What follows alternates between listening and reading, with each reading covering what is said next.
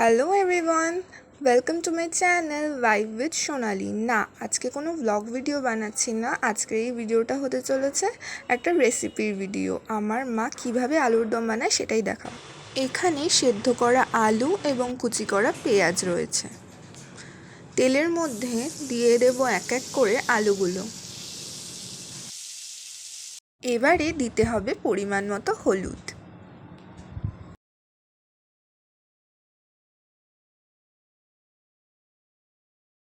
তারপর দেব স্বাদ মতো নুন।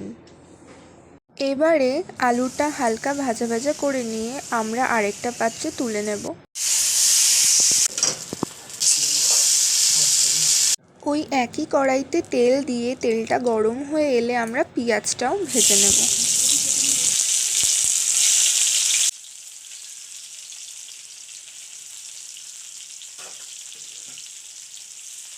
এবার এর মধ্যে যাচ্ছে একটা পেস্ট, যেটা মা আগে থেকে তৈরি করে রেখেছিল। এর মধ্যে রয়েছে পেঁয়াজ, আদা, রসুন, কাঁচা লঙ্কা আর টমেটো।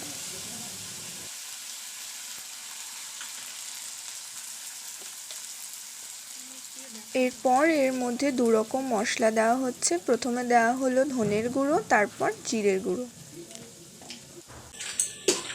এই সময় যদি আপনাদের মনে হয় আর একটু নুন বা হলুদ লাগবে তাহলে সেটা দিয়ে নিতে পারেন।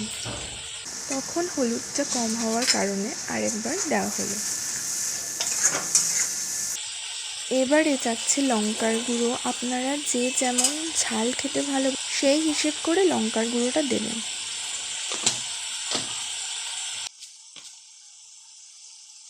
এবারে দেওয়া হলো অল্প করে চিনি। চিনি দিলে কি একটু কালারটাও ভালো হয় আর টেস্টটাও ব্যালেন্সে আসে, তাই মা বরাবর চিনিটা প্রত্যেকটা রান্নায় দেয়। আর এই রেসিপিটা কিন্তু তোমাদের দেখানোর জন্য শুধু বানানো হচ্ছিল না, আমাদের বাড়িতে সেদিনকে রাতের ডিনারে আলুর দম আর লুচি খাওয়া হয়েছিল। আমি ভাবলাম তোমাদের সাথেও একটু শেয়ার করে দিই। মশলাটা কিন্তু খুব ভালো করে কষিয়ে নিতে হবে। মশলাটা কষানো কমপ্লিট হয়ে গেলে এর মধ্যে দিয়ে দিচ্ছি ভেজে রাখা আলুগুলো।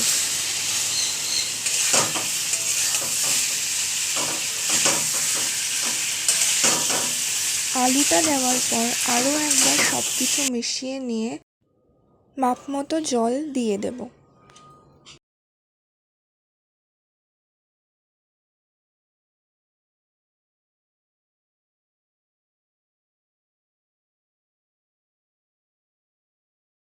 এবার এটা ঢাকা দিয়ে হতে দেব 15 মিনিট, তবে আঁচটা কমিয়ে রাখবেন। নামানোর আগে ছড়িয়ে দেব ধনেপাতা কুচি। মিশিয়ে নিলেই তৈরি আমাদের আজকের আলুর দম। আপনারা এটা লুচি, রুটি, পরোটা যে কোনো কিছুর সাথে খেতে পারেন। আচ্ছা, আমরা এটা খাচ্ছি লুচির সাথে।